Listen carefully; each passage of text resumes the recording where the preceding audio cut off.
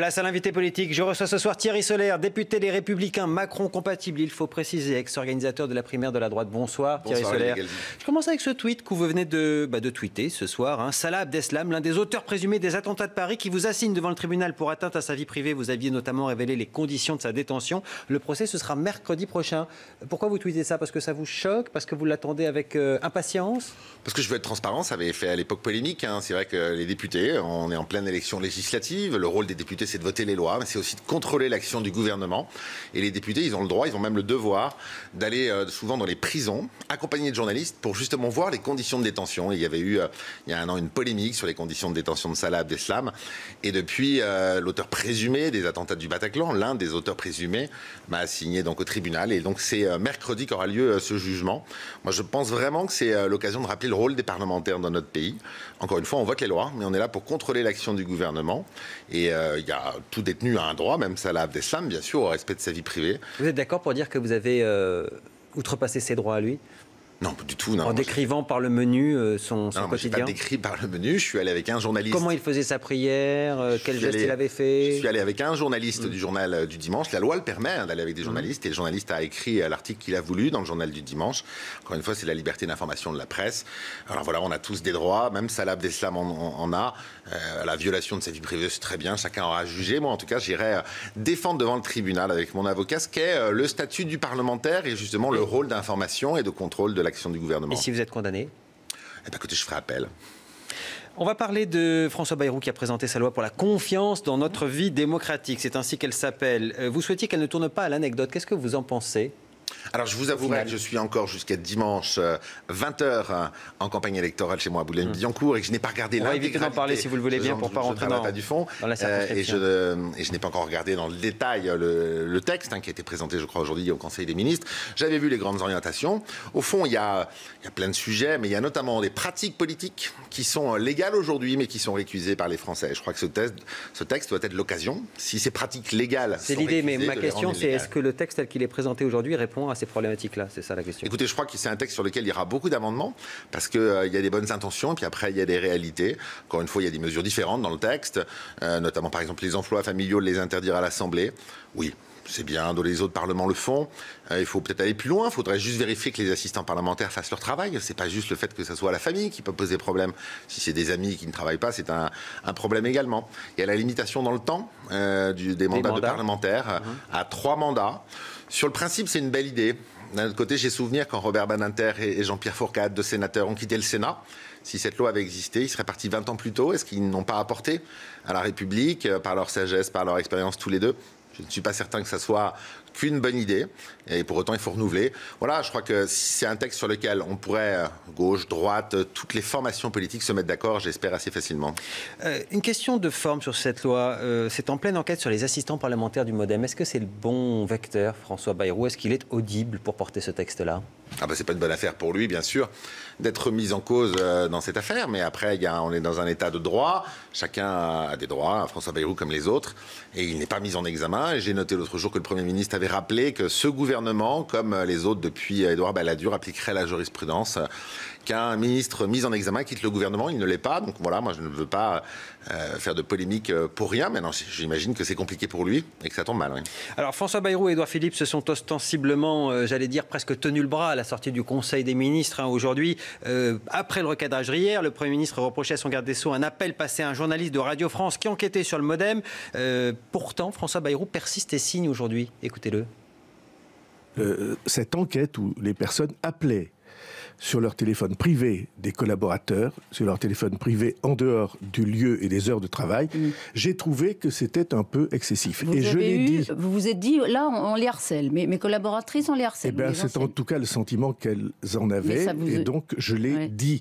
Je l'ai dit sans pression. Je l'ai dit peut-être un peu vivement.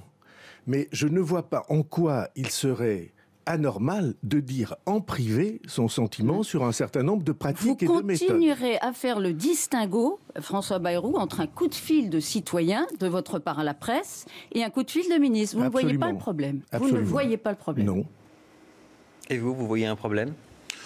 Il y a beaucoup de tensions entre les politiques et la presse, depuis notamment cette campagne présidentielle où on a vu dans pas mal de meetings des journalistes hués, la presse huée, idem avec la magistrature. Moi, j'ai noté ce que le Premier ministre a dit à son garde des Sceaux. Oui, mais est-ce qu'il peut y avoir deux François Bayrou sur un sujet comme ça, le ministre et le citoyen? Le Premier ministre, je crois qu'il a raison. Hein, quand on est ministre, on est ministre. Quoi, voilà. Et que les coups de fil de François Bayrou, c'est surtout les coups de fil du garde des Sceaux. Voilà. Après, c'est surtout, ça se passe à un moment. Et ce moment, c'est celui d'un épiderme de la presse légitimement assez froissé par tout ce qu'on a entendu, ces huées et tous ces sentiments parfois d'incompréhension. Voilà, donc il a fait une faute politique en appelant ce journaliste? Écoutez, moi je ne veux pas commenter le commentaire, en rajouter. Voilà, j'ai noté que le Premier vous ministre... dites que c'est important. Donc si c'est important, c'est pas seulement du commentaire, voilà, c'est une prise de position. Moi, je pense qu'il ne faut pas appeler les journalistes quand les articles ne vous plaisent pas. Moi, par exemple, vous voyez, depuis 5 ans, je ne crois pas avoir appelé un journaliste pour lui dire que le papier n'était pas écrit comme moi je le pensais, mais chacun a fait son travail, les journalistes font le leur librement et c'est mieux comme ça. Le fait qu'il maintienne malgré tout cette position-là, alors que son Premier ministre lui a dit hier que c'était pas comme ça qu'il devait concevoir son exercice de ministre, ça vous choque politiquement?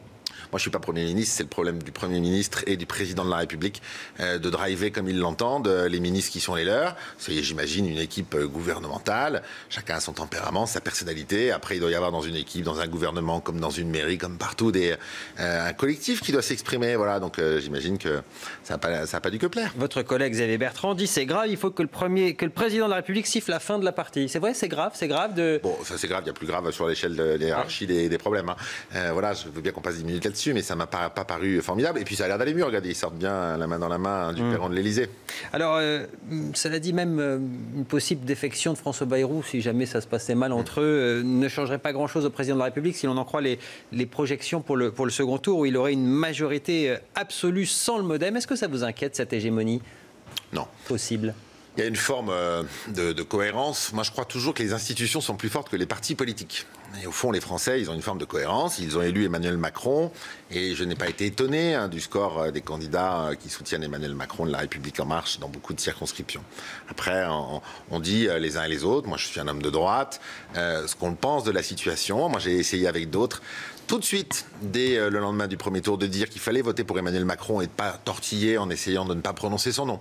Et deuxièmement, au lendemain de l'élection présidentielle, je ne crois pas que la revanche soit quelque chose qui intéresse les Français. Non, mais la question de l'hégémonie qui menacerait peut-être le débat démocratique, ça c'est pas quelque chose qui vous effraie? En France, il n'y a pas de menace sur le débat démocratique. Ça serait pas un hold-up?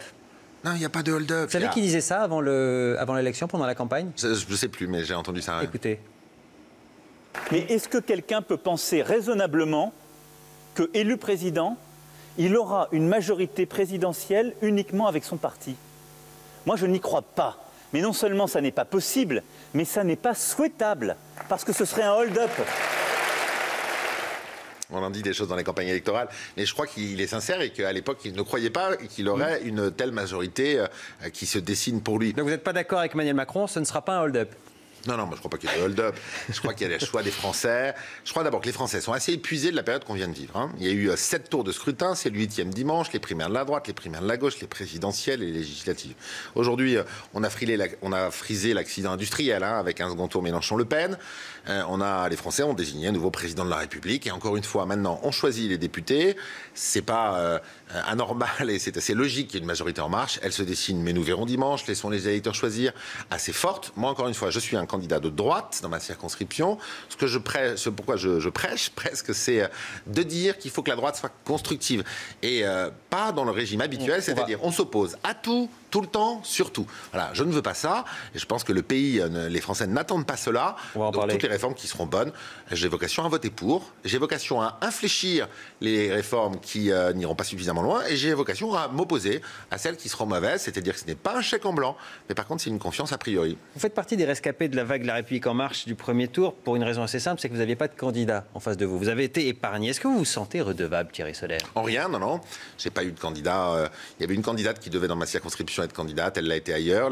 La France Insoumise n'a pas mis de candidat non plus. Vous savez pourquoi ils vous ont pas mis de candidat? La France Insoumise? Non, La République En Marche. Non, j'imagine parce que c'est une circonscription qui était massivement ancrés dans le camp de la droite et du centre sur laquelle ils avaient peu d'espoir, vu la vague qui s'annonce, si ça se trouve. Ou pour vous épargner et éventuellement vous récupérer derrière. On parle de remaniement possible, moi, de poste à pourvoir à partir de lundi. Je l'ai dit plusieurs fois, je ne suis pas En Marche. J'ai envie que ça marche pour le pays. Oui. Mais je ne serai pas. C'est vrai qu'on l'a bien entendu. Mais vous ne seriez pas, par exemple, si on vous propose un poste de ministre la semaine prochaine, dans un remaniement? C'est une question très différente. D'abord, je ne serai pas membre du groupe La République En Marche. Je suis les Républicains, je suis de droite. J'ai bien l'intention, dans ma famille politique, et je pense pense qu'on va être très nombreux à cela, à arrêter les postures politiques et essayer d'être intelligent et constructif. Moi, je ne veux pas qu'on prépare 2022, je veux qu'on redresse le pays pendant les 5 années qui viennent. Deuxièmement, poste de ministre proposé, vous prenez ? Moi, je ne fais pas ça pour ça. Je ne vous dis pas qu'un jour, je n'accepterai pas si une proposition qui m'intéresse et dans laquelle je me trouverai en cohérence m'était faite. Édouard Philippe, vous en avez pas parlé encore ? Non, c'est pas mon sujet. Moi, je l'ai dit, je suis candidat pour être parlementaire, pour être député, représenter ma circonscription, ma ville. Et derrière, ce que je veux, encore une fois, parce que je pense que c'est très important, il n'y aura pas de réforme. Vous savez, souvent, vos collègues me disent « Mais ils n'ont pas besoin de vous, la République En Marche, ils vont être très majoritaires, ils auront la majorité absolue pour les votes. » Mais c'est pas ça le sujet unique. Quand il va y avoir la réforme du Code du travail qui va arriver, il va y avoir des oppositions féroces dans la rue, il va y avoir tous les conservatismes, il va y avoir la gauche radicale qui s'opposera à fond. Si vous avez des gens de droite à l'Assemblée nationale, par posture, alors que cette loi va être globalement la même que nous aurions fait si François Fillon avait été élu président de la République, qui s'y opposent, simplement parce qu'ils veulent préparer l'élection d'après, eh ben ça rendra les réformes impossibles. Et ça fait 25 ans dans notre pays qu'on fait cela. Moi, je ne veux pas faire cela. Mon seul engagement, Olivier Guelzi, c'est d'essayer de redresser le pays et de faire que les postures politiciennes soient derrière nous et qu'on essaye de se retrousser les manches pour que ça avance. Thierry Soler, on parle de vous pour être le futur président de l'Assemblée nationale. Ça fait beaucoup, ministre, président de l'Assemblée nationale. Non, ministre, c'était une question. Président de l'Assemblée nationale, apparemment, ça se précise un petit peu, vous confirmez. En tout cas, c'est quelque chose qui vous plairait, ça ? Mais moi, est-ce que c'est quelque chose qui vous conviendrait ? Moi, je n'ai jamais parlé de cela. La seule chose qui m'importe jusqu'à dimanche, c'est de convaincre les électeurs de Boulogne de voter pour moi. Et j'espère vraiment être entendu dans le message que je porte depuis le premier jour d'une manière constante. Pas d'opposition systématique, une droite constructive, une droite qui veut que ça marche. Après, nous verrons dans les années qui viennent comment tout ça fonctionnera. Moi, je ne suis pas candidat à des choses, je ne fais pas ça pour des postes, je fais ça pour essayer d'être cohérent avec ce que je pense et pour que le pays se redresse, point. Ma question était de savoir si ce poste-là vous permettrait d'exercer la politique telle que vous pensez qu'il va falloir la mener dans les 5 minutes, président de l'Assemblée. Je vais vous poser la question différemment. On se regarde la projection en siège de ce qui pourrait advenir lundi prochain. Un bon président dans une Assemblée nationale qui ressemble à ça, il lui faudrait quelle qualité ? Bon, d'abord, je crois que Marine Le Pen sera élue à l'Assemblée nationale, et je pense que c'est pas sain d'ailleurs qu'il y ait très très peu de députés du Front National, parce qu'ils ont fait un score important. Donc moi, je serais favorable à la réforme d'instaurer une dose de proportionnelle. Je pense que Jean-Luc Mélenchon a de grandes chances de l'être également. Donc on aura là deux gens très radicaux, l'un de droite extrême, l'autre de gauche extrême, qui, au milieu, il y aura manifestement une très large parti parlementaire nouveau. Moi, je ne participe pas du tout de considérer que des gens nouveaux, plus jeunes, et qui bien sûr n'ont pas l'expérience du Parlement, seront mauvais. Et je crois d'ailleurs que les vieux politiques qui sont là depuis toujours, vu l'état du pays, ne devraient pas donner des leçons à ceux qui arrivent aujourd'hui. Et enfin, vous aurez une droite. J'espère que dans le bleu ciel sur la droite, on sera très nombreux sur la ligne qui est la mienne, avec d'autres, c'est-à-dire à être constructif, à aider le pays à se redresser en votant et en accompagnant les bons textes. Après, il y aura... on est très nombreux au Parlement, 577. J'ai entendu le président de la République dire qu'il serait favorable à une diminution pour la prochaine fois du nombre de parlementaires. Je le suis aussi. Il faudra animer cela. Et on commençait par Salah Abdeslam. Je crois que maintenant que les députés ne seront plus cumulards, parce qu'ils ne feront que cela, qu'ils seront nouveaux pour beaucoup d'entre eux. Ils vont être très motivés. Ils vont arriver là pour faire beaucoup de choses. Il faudrait sûrement développer leur capacité de contrôler réellement l'action du gouvernement. C'est un des rôles fondamentaux du député qui aujourd'hui n'est pas suffisamment mis en œuvre. Une question sur les lignes rouges qui pourraient être les vôtres dans votre parti pour que vous, éventuellement, montiez un groupe dissident de LR. Ça serait quoi ? Vous interdire de voter la confiance au gouvernement, par exemple ? Ça serait quoi ? Moi, je pense que c'est ça, la ligne de fracture. Est-ce qu'on est dans l'opposition surtout tout le temps ou est-ce qu'on veut être constructif ? Être constructif, ça commence pas à vouloir faire tomber et censurer le gouvernement, qui manifestement risque d'être confirmé par les Français. Voilà, et donc la première ligne, elle est là. Et puis ensuite, elle est sur ce texte majeur qui nous attend, la réforme du Code du travail. Tous les candidats de la primaire de la droite que j'avais organisée, ils ont tous dit ce qu'ils feraient à l'intérieur. Qu'est-ce qu'on a comme élément aujourd'hui ? Est-ce que vraiment quelqu'un de droite peut venir sur votre plateau et vous dire les yeux dans les yeux que cette réforme ne va pas dans le bon sens et qu'il ne faudrait pas la voter ? Donc si mon groupe est là pour s'opposer à tout le temps, et même à cette réforme du Code du travail qui a manqué à la France depuis 20 ans, et que personne n'a eu le courage de faire, alors ça veut dire que ce sont des démagogues qui ne sont pas au niveau de la situation du pays. Ça veut dire que vous ferez quoi ? Vous montez un groupe à côté ? Ça veut dire à ce moment-là que nous, on aura une position très différente et que de toute évidence, nous ne partagerons pas les mêmes choses. Je ne suis pas certain qu'on en soit là. Je pense qu'on sera très nombreux à partager cette dimension-là parce qu'on se rend compte que c'est ça que la France attend, quoi. Au fond, au-delà des partis politiques. Vous savez, les partis, c'est très bien, ça concourt dans la Constitution à l'expression démocratique. Enfin, le pays, au bout d'un moment... Vous pensez que vous serez combien lundi à la sortie de Macron compatible, prêt à voter la confiance et les grands textes ? Je ne peux pas vous dire un chiffre, parce que ça dépend formidablement, bien sûr, du choix des Français dans ces circonscriptions. Vous avez analysé la carte électorale ? Oui, bien sûr, mais il y a beaucoup d'incertitudes. Il y a beaucoup d'incertitudes, donc c'est très... Je pense qu'on sera plusieurs dizaines et probablement... Donc de quoi faire un groupe, quoi qu'il arrive, de toute façon. Oui, tout à fait. Et on parle d'un groupe au Sénat qui est en train de se préparer, un groupe La République En Marche. Vous êtes informé de ça ? Oui, j'entends des sénateurs qui sont centristes, souvent, et compagnie, qui voudraient se reconnaître également dans cette logique-là. Mais vous savez, ceux qui nous écoutent se passionnent probablement pour le fonctionnement interne du Parlement dans cette logique de groupe. Je crois que ce qu'ils attendent, moi, c'est ce qu'ils me disent. Non, mais c'est fondamental, parce que ça pourrait faire une majorité des 3/5 pour faire des révisions constitutionnelles. C'est vrai. Donc c'est fondamental, c'est pas une question de cuisine interne. Encore une fois, pourquoi nous opposerions-nous à des textes qui vont dans le bon sens alors que nous-mêmes nous les prenons? Moi, j'en ai assez d'entendre des gens qui viennent m'expliquer que oui, le cumul des mandats, c'est très bien, il faut arrêter le cumul des mandats. Et puis quand la loi arrive à l'Assemblée nationale, vous savez combien on a été au groupe Les Républicains à voter la loi sur le cumul des mandats? Sur la fin du cumul, on a été 4. Le député maire d'Ajaccio, le député maire de Toulouse, moi-même, et je ne sais plus quel a été le 4e. 4 sur 200 députés de droite. Alors que vous n'avez pas quelqu'un qui vous dit qu'il faut remettre du cumul. Et après ça, vous nous dites, il n'y a pas de raison qu'on se sépare à partir de lundi. C'est un peu contradictoire quand même. On va voir qui va rester, Olivier Guelzi, au groupe Les Républicains. Moi, j'en vois énormément. Puis vous savez, vous étiez au bureau politique lundi dernier, après la défaite? Non, je n'y étais pas. Il n'y avait pas grand monde, apparemment. On est en campagne électorale. C'est vrai que c'est compliqué toutes ces réunions tout le temps en ce moment. Vous savez, quand j'ai lancé avec Gérald Darmanin, avec Sébastien Lecornu, cet appel à la main tendue du président de la République pour être constructif. On a été 28 tout de suite. Et j'ai été appelé par énormément de monde en me faisant engueuler parce que je ne les avais pas proposé d'être associés à cela. On a été 170 très vite, on a arrêté de compter cela. Maintenant, chacun est en campagne sur le terrain. Encore une fois, ce que les Français veulent, et moi, chez moi, c'est ce qu'ils me disent tous les jours, il faut que ça marche. Il faut que ça marche. Thierry Solère, juste pour comprendre la cohérence globale, c'est vrai que vous avez été un des premiers à dire « moi, j'arrête de défendre François Fillon parce que je considère que c'est devenu indéfendable ». Vous aviez été élu dans votre circonscription contre un proche de Nicolas Sarkozy comme dissident Les Républicains à l'époque. Finalement, ce parti, vous n'avez jamais totalement trouvé votre place. Pourquoi est-ce qu'aujourd'hui, vous mettez pas en marche, vous franchissez pas ce pas? C'est la question peut-être que certains peuvent se poser. D'abord, le fait que j'ai battu Claude Guéant en 2012 à Boulogne, ça me conférait une formidable liberté. Vous savez, j'entends parfois des gens qui disent « Ah là là, ils ne sont pas gentils avec leur parti, ils leur doivent leur élection ». Moi, pas du tout. Moi, je les dois, ma élection aux habitants de Boulogne. Point.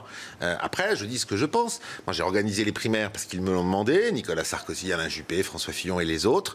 Ça s'était bien passé. Après, cette campagne, elle est devenue impossible du jour où François Fillon a dit « Si je suis mis en examen, j'arrête ma campagne ». Un mois après, il est arrivé en disant « Je suis mis en examen, je continue ». Vous croyez qu'on peut convaincre 50% des Français qu'on est à la hauteur de la situation quand on dit cela et quand on se comporte comme ça? Mais vous restez malgré tout. Voilà. Mais oui, parce que je n'ai pas changé de valeur depuis. Et nous verrons comment la droite française va évoluer dans les mois et les années à venir. Ça vit les partis politiques. Vous savez, depuis 1945, combien de fois ça a changé? De nom, de structure, de périmètre. Ce qui compte, c'est pas ça. Ce qui compte, c'est que le pays se redresse. Et moi, c'est pour ça que je m'engage. Merci Thierry Solère d'être venu répondre à nos questions ce soir. On se retrouve pour le grand décryptage. On va parler de la loi de moralisation et de son auteur, François Bayrou. À tout de suite.